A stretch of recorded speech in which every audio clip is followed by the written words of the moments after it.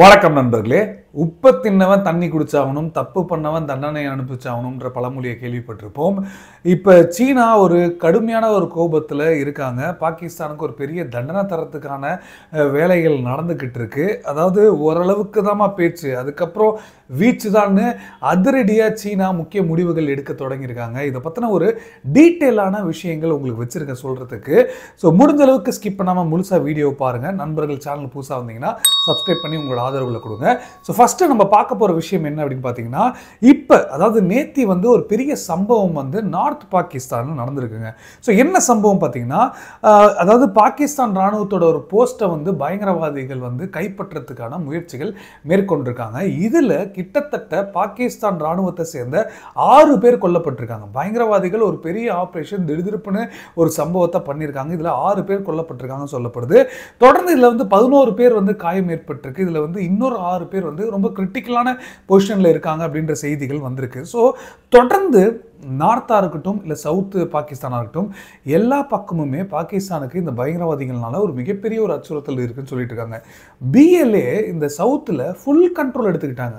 நீங்கள் நம்ப மாட்டீங்க, அதாவது கடந்த மாதத்தில் மட்டுமே 70 பேர் மல்டிபிள் அட்டாக்ல கொல்லப்பட்டிருக்காங்க. இதில் பாகிஸ்தான் இராணுவத்தினரும் பொதுமக்களும் ஈக்குவலாக கொல்லப்பட்டிருக்காங்கன்னு சொல்லப்படுது. ஸோ இந்த அளவுக்கு அங்கே பாதுகாப்பு அப்படின்றது மிகப்பெரிய ஒரு அச்சுறுத்தலாக இருந்துட்டு இருக்கு. இந்த நேரத்தில் சிபிஇசியில் பல கோடிகளை இன்வெஸ்ட் பண்ணியிருக்க சீனாவுக்கு ஒரு மிகப்பெரிய ஒரு அச்சம் எழுந்திருக்கு. இதை பற்றி நம்ம செக்மெண்ட்டாக நிறைய விஷயங்கள் பார்த்துருக்கோம். ஆனால் இப்போ ஒரு முக்கியமான முடிவுகள் எடுக்க போகிறாங்க. செப்டம்பர் 20ஆம் தேதி நடந்த இந்த தாக்குதலுக்கு பிறகு பாகிஸ்தான் என்ன சொல்கிறதுனே தெரில. 6 பேர் வீரமரணம் அடைஞ்சிட்டாங்கன்னு அதிகாரப்பூர்வமாக அட்லீஸ்ட் இப்போயாவது ஒத்துக்கிட்டாங்க.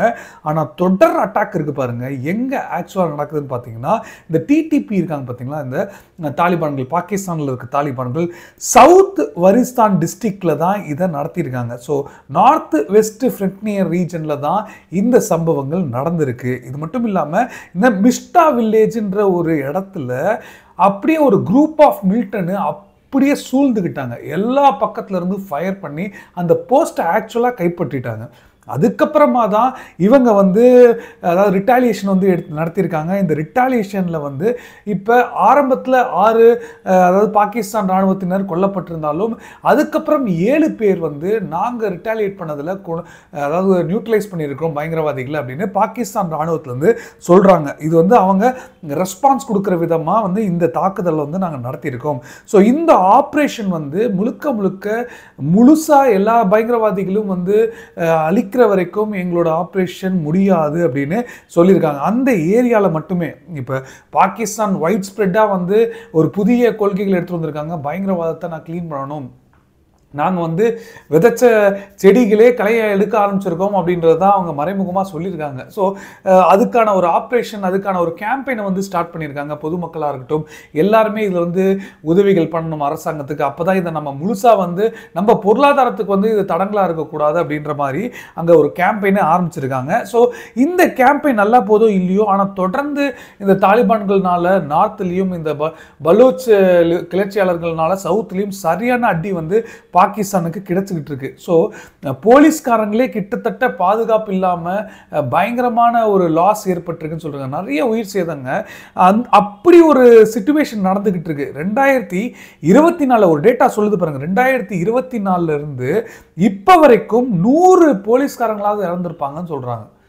போலீஸ் பர்சன்ஸ் மட்டுமாவது இறந்துருப்பாங்க. அதாவது இது சாதாரண நம்பர் இல்லைங்க. ஸோ ஒரு வருஷம் இன்னும் முடியவே இல்லை. 2024 போலீஸ் பர்சன்ஸ் மட்டுமே 100 பேர் இறந்துருக்காங்கன்னா அப்போ எந்த அளவுக்கு டிடிபி ஒரு வெறியாட்டத்தை எடுத்துக்கிட்டு இருக்காங்க அப்படின்னு நமக்கு தெரியுது. இருந்தாலும் இதை அடக்கிறதுக்கான முயற்சிகள் பாகிஸ்தான் மேற்கொள்ளாமல் என்ன பண்ணிட்டு இருக்காங்கன்னா, இப்போ ஆப்கானிஸ்தான் மேலே ஒரு மிகப்பெரிய அக்யூசேஷனை வச்சுக்கிட்டு இருக்காங்க. அதாவது ஆப்கானிஸ்தானால தான் இப்போ இந்த அளவுக்கு மாற்றங்கள் ஏற்பட்டிருக்கு, நாங்கள் பயங்கரவாதத்தை ஒடுக்கி வச்சு தான் இருந்தோம், ஆனால் ஆப்கானிஸ்தானில் இருக்க தாலிபான்கள் வந்த பிறகுதான் அவங்க இந்த டிடிபியை ஊக்குவிக்கிறாங்க, ஏதாவது ஒரு சம்பவங்கள் இங்கே பண்ணிட்டு உடனே அங்கே போய் ஒளிஞ்சுக்கிறாங்க, நாங்கள் அவங்கள போய் ரிட்டாலியேட் பண்ண முடியாத நிலைமைக்கு இன்னைக்கு இருக்கோம் அப்படின்னு சொல்லியிருக்காங்க. எங்க ஈரான் ஒரு குரூப்பை டார்கெட் பண்ணி நாங்கள் பாகிஸ்தான் எல்லைக்குள்ளே நாங்கள் டார்கெட் பண்ணியிருக்கோம், வேறு வழி இல்லாமல் அப்படின்னு சொன்னதுக்கு உடனே நாங்களும் பதிலடி கொடுப்போம்னு நீங்கள் கொடுத்தீங்களா, ஏன் இப்போ இதுக்கு கொடுங்களேன் ஆப்கானிஸ்தானில் இருக்க தாலிபான்களுக்கு. இதுக்கு மட்டும் கொடுக்க மாட்டாங்க. இப்போ இந்த ஆப்கானிஸ்தானை பொறுத்தளவு என்ன சொல்றாங்க அப்படி பார்த்தீங்கன்னா, டிடிபிக்கும் எங்களுக்கும் என்னையா சம்பந்தம்? தாலிபான்கள் அவங்க பேர் வச்சிருக்காங்கன்னா அதுக்கு நாங்கள் என்ன பண்ணுவோம்? எங்களுக்கு இதுக்கு சம்பந்தம் இல்லை. திருப்பி திருப்பி பாகிஸ்தான் இதை புரிஞ்சுக்க மாட்டேங்கிறாங்க. நாங்கள் இந்த பயங்கரவாதத்துக்கு எதிராக செயல்படுறவங்க, எங்களுக்கும் பயங்கரவாதம் வேணாம், நாங்கள் எப்படி எங்களோட அரசாங்கத்தை எங்கள் கொள்கைக்கு ஏற்ற மாதிரி நாங்கள் ரன் பண்ணணுன்றதான் நாங்கள் கவனிக்கிறோம் அப்படின்னு இப்போ இவங்க சொல்கிறாங்க. ஸோ ஒட்டுமொத்தமாக டிடிபிக்கும் எங்களுக்கும் சம்மந்தம் இல்லைன்னு ஆப்கானிஸ்தான் தரப்பில் தாலிபான் கவர்மெண்ட்டு நிராகரித்தாலும் இவங்களால அதை வந்து அதிகாரப்பூர்வமாக ப்ரூவ் பண்ண முடியல. பாகிஸ்தானுக்கு இப்போ வேற வழி இல்லாமல் இருக்காங்க. எப்படி இந்த கிரீஸ் டப்பாவை எப்படி எட்டி உதச்சுன்ற மாதிரி வாழ்க்கை ஒரு வட்டம் பாருங்க. இதே தானே இந்தியா சொல்லிக்கிட்டு இருந்தாங்க. எந்த அளவுக்கு பயங்கரவாதிகள் வந்து ஒரு கூடாரமாக பாகிஸ்தான் செயல்படுத்திக்கிட்டு இருக்காங்க அப்படின்ற குற்றச்சாட்டுகள் வச்சாங்க. இன்னைக்கு இவங்களுக்கே பேக் ஃபயர் ஆயிருக்கு பாருங்க. இது வந்து சாதாரண குரூப் இல்லை. அவங்களே வந்து சொல்றாங்க டிடிபி வந்து ஒரு லார்ஜஸ்ட் டெரரிஸ்ட் குரூப்னு சொல்றாங்க. இந்த குரூப்பு முழுக்க முழுக்க ஆப்கானிஸ்தான்ல தான் இயங்குறாங்க. ஸோ இந்த ஆப்கானிஸ்தான் இயங்கும்போது 6000 பேராவது மினிமம் இப்போ ஆக்டிவாக இந்த குரூப்பில் இருப்பாங்க அப்படின்னு சொல்கிறாங்க. மிலிட்டன்ஸு 6000 மிலிட்டன்ஸு இவங்களுக்கு எல்லாருக்குமே வந்து ட்ரைனிங்கு அல்கைதா கேம்ப்லேருந்து தான் வருது அப்படின்ற விஷயங்களே இவங்களே தெரிவிக்கிறாங்க. ஸோ எப்படி ஒரு சிச்சுவேஷன் இன்னைக்கு பாகிஸ்தான் சந்திச்சுட்டு இருக்காங்க பாருங்க.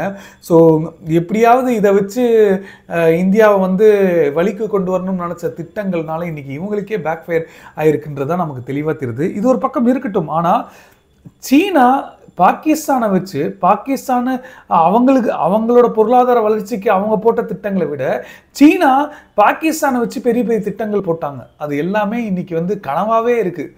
கனவு வந்து மிகப்பெரிய ஒரு பின்னடைவை வந்து சந்திச்சுட்டு இருக்கு.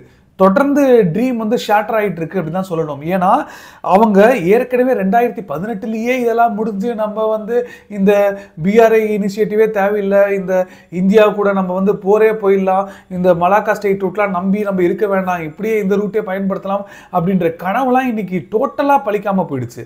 இப்போ குவாட்ரை அவங்க ரெடி பண்ணிட்டாங்க அப்படின்னாலும் அந்த சொத்து அவங்களுக்கு வந்து இருக்குமோ இருக்காதோ, இன்னைக்கு இருக்குமோ நாளைக்கு இருக்குமோன்ற ஒரு பயத்தை வந்து கொடுத்துருக்கு. இது மட்டும் இல்லை, நல்லா பாருங்க, குவாடர்ல போர்ட் கட்டட்டும். ஆனால் சைனா ஸ்பான்சர் பண்ணி குவாடர் ஏரியாலே ஒரு ஏர்போர்ட், இன்டர்நேஷனல் ஏர்போர்ட் கட்டி முடிச்சிருக்காங்க. 5 வருஷத்துல கட்டி முடிச்சிருக்காங்க.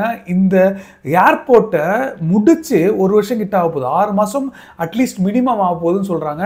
ஆனால் அந்த ஏர்போர்ட்டை இது வரைக்கும் அவங்களால ஓப்பன் பண்ண முடியல. ஓப்பன் பண்ணிட்டாங்க. இது வந்து இப்போ பயன்பாட்டுக்கு வந்துருச்சு அப்படின்னா இதையும் டார்கெட் பண்ணுவாங்கன்றது பாகிஸ்தான் புரிஞ்சிருக்காங்க. ஆனால் சைனா கிட்ட இருந்து அழுத்தங்கள்ன்றது வந்துக்கிட்டு தான் இருக்கு. இதுக்கு இப்போ சீனா என்ன பண்ண போறாங்க? இதுதான் நம்மளோட கேள்வியா இருக்கு. இந்த கேள்விக்கு பதில் கிடைச்ச மாதிரி இன்னமேல பேச்சுவார்த்தைகளுக்கெல்லாம் இடம் இல்லை தம்பி. இவ்வளோ பிரச்சனைகள் நடந்துக்கிட்டு இருக்கு. எங்கள் சொத்துக்கு பாதுகாப்பு இல்லை அப்படின்னு நாங்கள் வந்து தொடர்ந்து சொல்லிக்கிட்டு இருக்கோம். இன்னும் நாங்கள் பாதுகாப்பு தரோம் சொல்லிட்டு இருக்கீங்க. ஆனால் ஒருத்தரை கூட எங்களால் சைனாவிலேருந்து பாகிஸ்தானுக்கு அனுப்பி வேலை பார்க்க அனுப்ப முடியல. எல்லாருமே ஒரு உச்சக்கட்ட அச்சத்தில் இருக்காங்க. ஸோ உங்கள் பாதுகாப்பை நம்பி எங்களால் ஒன்றும் பண்ண முடியாது, நாங்கள் எங்கள் லேபர்ஸுக்கு நாங்களே பாதுகாப்பு கொடுத்துக்கிறோம்னு தெளிவாக வந்து சொல்லிட்டு இருக்காங்க. அதாவது இது வரைக்கும் பேச்சுவார்த்தைகள் தான் நடந்துகிட்டு இருக்கு. என்னன்னா அது அப்போ சீனாவுக்கு வந்து சீனா செக்யூரிட்டி கொடுக்கலையா அப்படின்ற ஒரு எண்ணங்கள் இருக்கும். இல்லை, இது வரைக்கும் சீனா வந்து அவங்களோட பாதுகாப்பு, அதாவது ஆர்மியை வந்து கொண்டுட்டு வரல. இப்போ அவங்க ஆர்மியை கொண்டுட்டு வரதுக்கான வாய்ப்புகள் இருக்குன்னு சொல்லியிருக்காங்க. இனி நாங்கள் உங்கள் பேச்சை கேட்குறதா இல்லை, எங்களோட நடவடிக்கையை நீங்கள் கேட்டுட்டு தான் போய் ஆகணும், நாங்கள் முதலீடுகள் பண்ணியிருக்கோம்.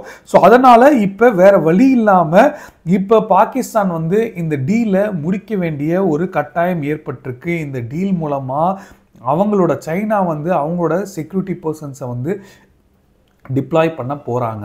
ஸோ இது இந்தியாவுக்கு ஒரு விதமான அச்சுறுத்தல் இருக்க தான் செய்யும். ஏன்னா எல்ஓசிலையும் பிஎல்ஏவே வந்து வர்றதுக்கான வாய்ப்புகள் இருக்குது அப்படின்னு சொல்கிறாங்க. ஸோ இது எதிர்பார்த்த ஒன்று தான். 2 ஃப்ரண்ட் வாராக நடக்கலாம் அப்படின்னு நம்ம எதிர்பார்த்துட்டு இருந்தோம். ஆனால் 2 பக்கமுமே வந்து சீனா இருப்பாங்க அப்படின்னு நமக்கு தெரியாது. இப்போ வந்து இங்கே பாகிஸ்தானுக்குள்ள இராணுவம் உள்ளே வந்துட்டாங்க, சீன இராணுவம் உள்ளே வந்துட்டாங்க அப்படின்னா, அதாவது இந்த பாதுகாவலர்ன்ற பேரில் உள்ளே வந்துட்டாங்க அப்படின்னாலே அவங்களுக்கு போட்ட திட்டங்களை வந்து ஈஸியாக செயல்படுத்துறதுக்கு இன்னும் அதிகமாக இருக்கும். அவங்க பாகிஸ்தான்கிட்ட வந்து பர்மிஷன் கேட்டு இதை எக்ஸிக்யூட் பண்ண வேண்டிய அவசியம் இல்லை. ஸோ இன்னும் அவங்களுக்கு வந்து ஈஸியாக இந்தியாவை நோட்டம் விடுறதுக்கான வாய்ப்புகளை இதை அமைச்சு கொடுத்துரும். ஆனால் இதுக்கான திட்டமும் இது நம்ம ஈஸியாக யூகிக்க முடியுது. பல வருஷங்களுக்கு முன்னாடியே நம்மளோட முப்படை தளபதி பிபின் ராவத் அவர்கள் சொல்லிட்டு போயிட்டாங்க, இருமுறை போராக தான் இருக்கும், இந்தியா அதுக்கும் தயாராக தான் இருக்கும் அப்படின்னு. ஸோ இதுக்கான ஸ்ட்ராட்டஜிக் ஸ்டடீஸு எல்லாமே வந்து இராணுவ தரப்பில் எடுத்திருப்பாங்க. ஆனால் இது எப்படி நம்ம எக்ஸிக்யூட் பண்ண போகிறோம் அப்படின்றதான் நம்ம பொறுத்து வந்து பார்க்கணும். ஆனால் பயங்கரவாதிகள்னால இப்போ பாகிஸ்தானுக்கு வேணால் பின்னடைவு ஏற்படலாம். ஆனால் பயங்கரவாதிகள் எங்கே எப்போ அவங்க வின் பண்ணாலும் உலகத்துக்கே ஒரு அச்சுறுத்தல் தான். ஸோ நாளைக்கு பாகிஸ்தானுக்கு வந்தவங்க இன்னும் நம்ம பார்டருக்கு வரமாட்டாங்கன்னு நம்ம சொல்ல முடியாது. ஸோ எப்படியோ இது ஆப்கானிஸ்தானில் தாலிபான்கள் வந்தாங்கன்னா செம சீனாக இருக்கும் அப்படின்னு குஷியில் இருந்தாங்களே பாகிஸ்தான், அவங்களுக்கு வந்து செம்பட்டடி கிடச்சிருக்கு. இந்தியா பலமுறை சொல்லிட்டாங்க, இந்தியா வந்து என்னமோ இந்தியாவுக்கு தான் அது அச்சுறுத்தல் அப்படின்னு அவங்க கேலி பேசிகிட்டு இருந்தாங்க. ஆனால் ஆக்சுவலாக இன்றைக்கி பாருங்கள், பாகிஸ்தானுக்கு தான் ஒரு அச்சுறுத்தல். அவங்க நினச்ச அந்த துராண்ட் லைனு கண்டிப்பாக அடித்து உடச்சிட்டு அவங்க இந்த பஷ்டூன் இன மக்கள் வாழ்கிற பகுதிகளை அவங்கள கைப்பற்றினா கூட ஆச்சரியப்படுறதுக்கு இல்லை. அந்த அளவுக்கு இன்றைக்கி நிலைமை வந்து மாறிக்கிட்டு இருக்கு. பாகிஸ்தான் ஒரு சில பகுதியில் அவுட் ஆஃப் கண்ட்ரோலில் இருக்காங்கன்னு சொல்லப்படுது. அந்த இடத்துக்கு போகிறதுக்கு கூட பயப்படுறாங்க, இராணுவமோ இல்லை அதாவது காவலர்களோ. ஸோ அந்த அளவுக்கு இன்னைக்கு சிச்சுவேஷன் மாறி இருக்கு. அதே மாதிரியான சிச்சுவேஷன் ஒரு பயத்தோடையே பலோச் லிபரேஷன் ஆர்மியும் வச்சுக்கிட்டு இருக்காங்க. ஆனால் அவங்களுக்கு வந்து இந்த எண்ணிக்கை சப்போர்ட் அப்படின்றது வந்து தாலிபான்களுக்கு அளவுக்கு வந்து அவங்களுக்கு கிடைக்கல. அங்கேயே அவங்க வந்து பதுங்கியிருந்து இப்போ பாகிஸ்தான் இராணுவத்தை வந்து எதிர்கொள்ள வேண்டிய ஒரு சிச்சுவேஷனாக தான் அமைஞ்சிருக்கு அப்படின்றது சொல்கிறாங்க. ஸோ இது வந்து நான் இன்றைக்கி உங்களுக்கு முக்கியமாக சொல்லணும்னு நினச்ச ஒரு தகவல். கண்டிப்பாக உங்களுக்கு இந்த தகவல் பிடிச்சிருக்கணும்னு நம்புகிறேன். ஸோ நம்ம வீடியோட நிறைவுக்கு வந்தாச்சு. உங்களுக்கு இதை தவிர வேறு ஏதாவது கருத்துக்கள் இருந்தாலோ இல்லை நீங்கள் ஏதாவது சொல்லணும்னு ஆசைப்பட்டாலோ எந்த ஒரு தயக்கமும் இல்லாமல் கீழே கமெண்ட்டில் சொல்லுங்கள், நானும் படித்து தெரிஞ்சுக்கிறேன். ஸோ கடைசி வரைக்கும் இந்த வீடியோ பார்த்த அனைவருக்கும் நன்றி. ஜெய்ஹிந்த், பாய்.